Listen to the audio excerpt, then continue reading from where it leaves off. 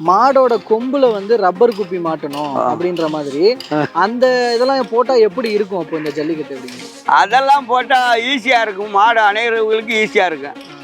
மாடை சங்கடப்படுத்துறது மாதிரி அது படுக்கேவலாம் அதுக்குலாம் பார்த்தா மாடு பிடிக்கிறவங்களாம் யாருமே ஃபுல்லாக என்ட்ரி பண்ண மாட்டேன், ஆன்லைனில் பதிய மாட்டேன், போக மாட்டேன்.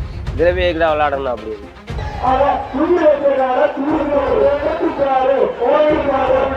மனிதனை தானே காப்பாற்றணும்னு நினைக்கிறேன். மனிதனுக்கு உடையக்கூடியா என் மாட்டுக்கே மாட்டுற எங்களையெல்லாம் கேள்வி கேட்க மாட்டேன்றீங்க. நீங்களா சட்டத்தில் இருந்து அமைச்சா போட்டால் நாங்கள் ஏற்றுக்கிறோமா?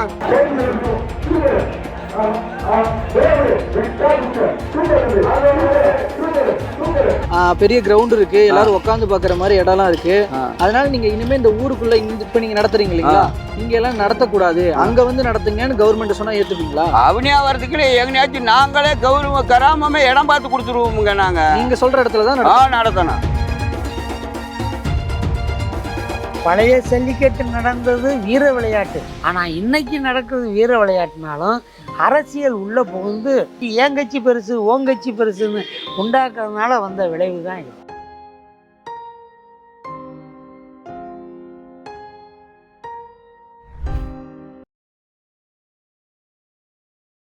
ஐத்தமிழ் நேயர்கள் அனைவருக்கும் அன்பு வணக்கம்.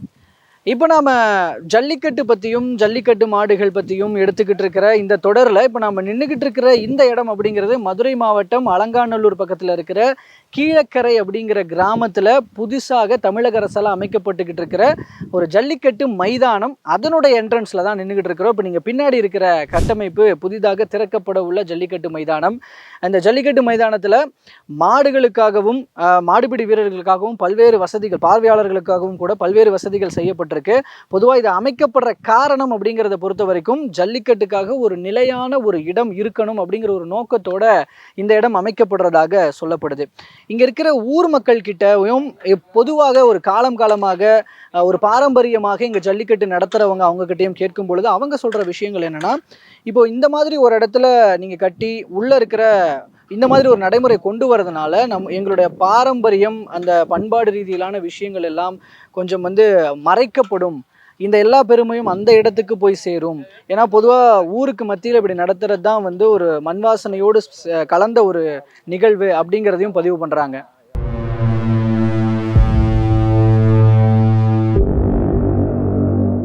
சரி, ஒன்று தெரிஞ்சுக்கணும்னு நினைக்கிறீங்க. இப்போ இனிமே வந்து அந்த அரங்கம் ரெடி ஆயிடுச்சு, பெரிய கிரவுண்ட் இருக்கு, எல்லாரும் உட்காந்து பாக்குற மாதிரி இடம்லாம் இருக்கு. அதனால நீங்க இனிமே இந்த ஊருக்குள்ள இப்ப நீங்க நடத்துறீங்க இல்லைங்களா, இங்க எல்லாம் நடத்தக்கூடாது, அங்க வந்து நடத்துங்கன்னு கவர்மெண்ட் சொன்னா ஏத்துப்பீங்களா? அவனியா வரதுக்குள்ள எங்கேயாச்சும் நாங்களே கராமமே இடம் பார்த்து கொடுத்துருவோமுங்க. நீங்க சொல்ற இடத்துல தான் நடத்தணும். எங்க கராம எங்கன இடம் பார்த்து கொடுக்குதோ அந்த இடத்துல கவர்மெண்ட் எங்களுக்கு அமைச்சு கொடுத்துட வேண்டியது, நாங்க அந்த இடத்துல நடத்திக்கிறோம். ஏன்னா நம்ம ஜல்லிக்கட்டுங்க நடத்தக்கூடாது, நீங்க அங்கதே வந்து நடத்தணும்னு சொன்னா தான் அது எதிர்ப்பு நம்ம தெரிவிக்கணும், நம்ம பேசணும் அதை பத்தி. நம்ம ஜல்லிக்கட்டு வாடிவாசலை பத்தி எந்த ஒரு பேச்சுக்காலமும் இல்லை. அவங்க அன்னைக்கு பூமி பூஜை போட்டாங்க, வச்சாங்க. அப்பயுமே ஒரு அரசியல் புரட்சியான விஷயம் வெளியே வந்துச்சு. நம்ம ஜல்லிக்கட்டை டார்கெட் பண்ணா தான் நம்ம எதிர்ப்பு தெரிவிக்கணும். நம்மளை பற்றி எதுவுமே சொல்லலை. அது அந்த ஒரு வேலுன்னு சொல்லி அமைச்சர் அவங்க வந்திருந்தாங்க. அன்னைக்கு அவங்க நல்லா சூப்பராக சொல்லிட்டு போனாங்க. அவங்க ஜல்லிக்கட்டு அவங்க ஊர் நடக்கும், இடம் பத்தாத ஊரில் வந்து இங்கே நடத்தாகணும் அப்படின்ற விஷயத்த சொன்னாங்க. நாங்கள் அதிலே சரி நம்மளை வந்து நம்ம ஊரை பற்றி எதுவும் பேசலை அப்படின்ற விஷயத்த நம்ம உள்வாங்கிட்டு வேறு எதுவும் செய்யலை.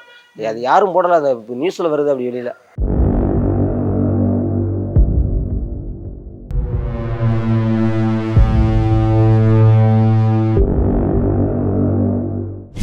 அப்போ இந்த இடத்துல நான் வந்து இன்னொன்று கேட்கணும். ஏன்னா இப்போ கவர்மெண்ட்ல இருந்து இப்போ ஒரு புதுசாக ஒரு ஆர்டர் போட்டிருக்காங்க, ஒரு ரப்பர் கொம்புகளுக்கு வந்து ஒரு ரப்பர் கவர் மாதிரி ஒன்று போடுறது அப்படின்னு சொல்லிட்டு, குப்பி மாதிரி. ஆமாம். ஸோ அந்த சிஸ்டம் சரின்னு நினைக்கிறீங்களா? அப்படி கொண்டு வர முடியல. இல்லைண்ணே, மாடு நாங்கள் வளர்க்குறோம், நாங்களே தமிழை பாரம்பரியத்தை கரெக்டாக முறை கொண்டு வரோம். நாங்களே மாடுபிடி எங்கள் உடம்பு காயப்படுத்துமோ அவங்க ரூல்ஸே கிடையாது. அது வந்து கோல விளையாட்டு தான். மனிதனை தானே காப்பாற்றணும்னு நினைக்கிறேன். மனிதனுக்கு உடையக்கூடியா என் மாட்டுக்கே மாட்டுற உன்னை யார் மாற்ற என் மாடு சொல்லிச்சா? நான் சொன்னேன்னா? எங்களையெல்லாம் கேள்வி கேட்க மாட்டேன்றீங்க. நீங்களா சட்டத்தில் இருந்து அமைச்சா போட்டால் நாங்கள் ஏற்றுக்கிறோமா? இல்லை, ஏன்னா அந்த கொம்பு வந்து அங்கங்கே படுறதுனால இப்போ நெஞ்சை கிழிக்கிறதா இருக்கட்டும், வயிற்று கிழிக்கிறதா இருக்கட்டும், இந்த மாதிரி காயமாகுது இல்லைங்களா? ஸோ அதுக்காக அந்த கொம்புல அந்த மாதிரி மாட்டிட்டா, பட் அதே நேரம் காளையை அடக்கிறதுன்றது அந்த விஷயமும் நடக்குது, அது மூலமா அவங்களோட வீரம் வெளிப்பட்டுருக்கு, அதே நேரம் காயமும் ஏற்படாது. அப்படிங்கிற வகையில் அதையே நல்லதா பார்க்க கூடாது. அது எப்படி நீங்க நல்லதுன்னு ஏத்துக்கிறீங்க? இப்போ அவர் வந்து வீரம், அவருக்கு பேர் வந்து வீரன். வீரன் அவர் பேர் கோழைன்னு வைக்கலையே, வீரன் வச்சு தானே அவர் வந்து பதிகிறாரு. அவர்கிட்ட ஏன் எல்லா ஸ்டாண்டர்டும் கேட்குற? இந்த விளையாட்டுக்கு நீ இறங்காத, நீ கண்ணை கட்டி விடு, என் மாட்டுல கொம்புல டீப்பு வைக்கணும்ன்றீல. நான் வருஷம் பூரா வளர்த்து அது ஒரு வீரமா தூக்கி போட்டாதே அதுக்கு பெருமை. சும்மாவே வந்து மாடு பிடிக்கிற வீரர்கள் வந்து நல்லா பிடிப்பாங்க, யாரையும் குறை சொல்லக்கூடாது, மாடு பிடிப்பாங்க. நீ ஒரே மாட்டிட்டீங்கன்னா மாட்டுக்காரங்க யாருமே நிம்மதியா அவுக்க முடியாது, நிம்மதியா அந்த விளையாட்டா இருக்காது. படு கேவலம் அது.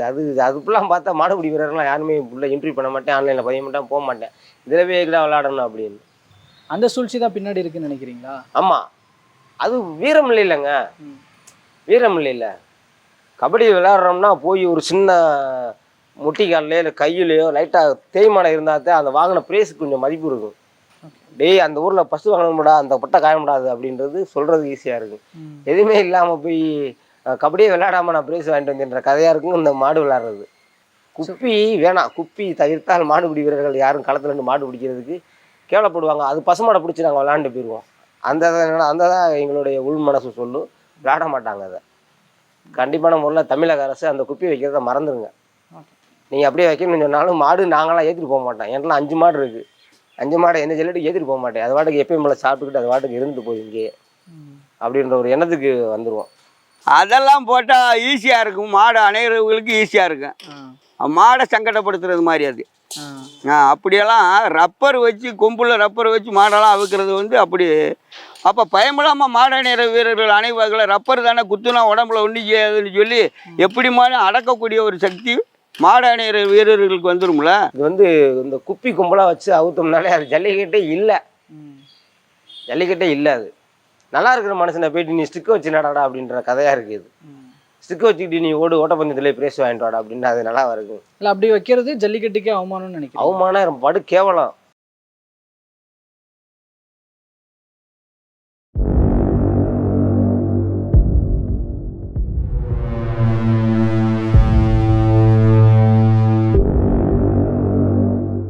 என்னைக்கு நம்மளுடைய காளைகளை பூரா சாமியாக நினச்சி நம்ம வளர்த்துக்கிட்டு இருக்கோம். சாமி மாட்டுக்கு வந்து என்னைக்கு சந்தனம் குங்குமம் வைக்கக்கூடாது, அதில் கழுத்தில் மணி கட்டி அவுப்போம், மணி கட்டி அவுக்குறோம், காலில் சலங்கை கட்டி அவுப்போம்.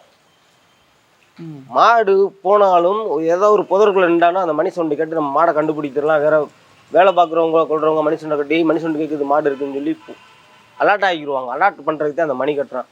அது என்னைக்கு கட்டக்கூடாது ஜல்லிக்கட்டில் அப்படின்னு சொன்னாங்களோ அழிவு ஆரம்பிச்சிருச்சு. சாமியோட விபூதியை வாடிவாசல் நின்று மாடு விபூதியை போட்டு விட்டு மாடை வைப்போம், அது அவுக்கக்கூடாதுன்னு சொன்னாங்களோ அதோட அன்னைக்கு அந்த முடிஞ்சு. மாட்டுக்கு சாமி அந்த கழுத்தில் மாலை கிடக்கு கோயிலில், அந்த மாலையை கட்டி சாமி நம்ம சாமி மாடுன்னு சொல்லி கழுத்தில் கட்டி மாலை அவுக்கக்கூடாதுன்னாங்க. அன்னைக்கு அழிவு நோக்கி போயிடுச்சு.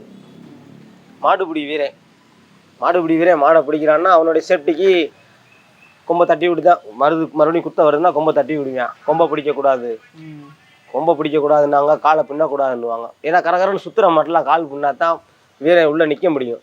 காலை பிள்ளைன்னு சொன்னால் கால் பறந்துடும், மாடு அசால்ட்டாக கொம்புக்குள்ளே போய் அவனா உயரமாக இருக்கும், தூக்கியில் தள்ளி விட்டு போயிடும். இதெல்லாம் செய்யக்கூடாதுன்னு அரசாங்கம் சொன்னதுலேயே அந்த அழிவை நோக்கி போயிடுச்சு. அதாவது இங்கேருந்து சாமி கும்பிட்டு கொண்டு போகிற மாடை குலசாமி அந்த யூனிசம்பளத்தை கொண்டு போகிறோம், அதை அவுக்க சொல்கிறார் டாக்டர் அங்கே நின்றுக்கிட்டு. அதை அவுத்துருங்க, மாலை கட்டக்கூடாதுன்றாங்க. அடையாளமே அதான், தமிழனுக்கு அடையாளமே அதான். மாலை கட்டி நல்லா மஞ்சள் பூசி தான் கொண்டு போய் அவுப்பாங்க ஜல்லிக்கட்டுக்கு. அதைவே அவுக்கக்கூடாதுன்றாங்க. தொடச்சாதான் மாடை உள்ளே விடுன்னு மிரட்டுறாங்க. விவசாய மக்கள்லாம் என்ன செய்வாங்க? ஒரு ஆணை பிறப்பித்தா அந்த அரசாங்க சட்டத்துக்கு தெய்வங்களும் அந்த காலத்துலேருந்து கட்டுப்பட்டு வருது. ஆனால் அதே அரசாங்கம் தவறான பயன்படுத்தி செய்கிறாங்கன்னா அந்த தெய்வம் அவங்க அரசாட்சியை காலி பண்ணிடும். அந்த அரசாட்சியை காலி பண்ணிட்டு இது தொன்று தொட்டு நடந்து வருது. சோழ மண்ட காலம், பாண்டிய நாட்டு காலம், சேர நாட்டு காலம், எல்லா காலங்கள்லேயும் இது மாறுபட்டு நடத்திடும். அதனால தான் நீதி தவறாமல் நடக்கணும்ன்றது தான் அரசன் அன்றே கொள்வான், தெய்வம் நின்று கொள்ளும் என்று ஒரு பழமொழி.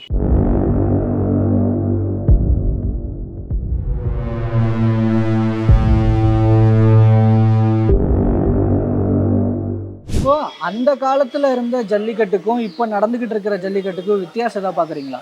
பழைய ஜல்லிக்கட்டு நடந்தது வீர விளையாட்டு. ஆனால் இன்னைக்கு நடக்கிறது வீர விளையாட்டுனாலும் அரசியல் உள்ள புகுந்து மஞ்சிட்டினுடைய இதை நான் பெருசு நீ பெருசுன்னு ஏற்படுத்தி ரெண்டாவது கிராமத்தோடு அந்த மஞ்சிட்டு நடந்தால் பழமை பெறும்.